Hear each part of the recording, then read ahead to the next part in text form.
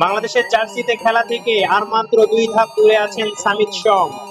গত 20 এপ্রিল জন্ম নিবন্ধন হাতে পেয়েছেন তিনি।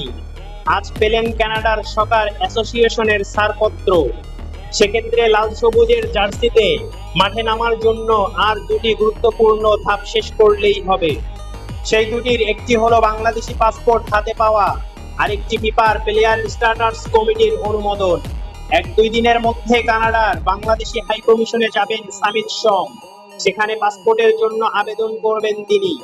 এরপর জরুরি ভিত্তিতে 1 দিনের মধ্যে পাসপোর্ট হাতে পেতে পারেন। বাফুফে সূত্রে আজ এমনটাই জানা গেছে।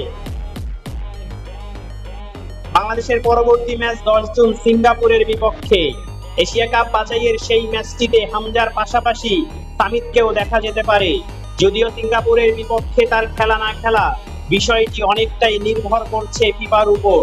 ফিফা যত দ্রুত প্লেয়ার স্টার্টার্স কমিটির ছাড়পত্র দিয়ে দিবে, তত দ্রুত বাংলাদেশের জার্সিটা গায়ে জড়াতে পারবেন সামিত শম।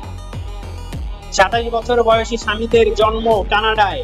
বাবা মা দুজনেই বাংলাদেশি। বাবার বাড়ি মৌলভীবাজার, মায়ের বাড়ি ব্রাহ্মণবাড়িয়া। ফলে তার বাংলাদেশি পাসপোর্ট পেতে খুব একটা সমস্যা হওয়ার কথা নয়, যেমনটা হয়নি হামজা চৌধুরীর ক্ষেত্রেও। নিউজটি যদি ভালো লাগে একটি লাইক দিবেন আর চ্যানেলটি সাবস্ক্রাইব করে সাপোর্ট করবেন।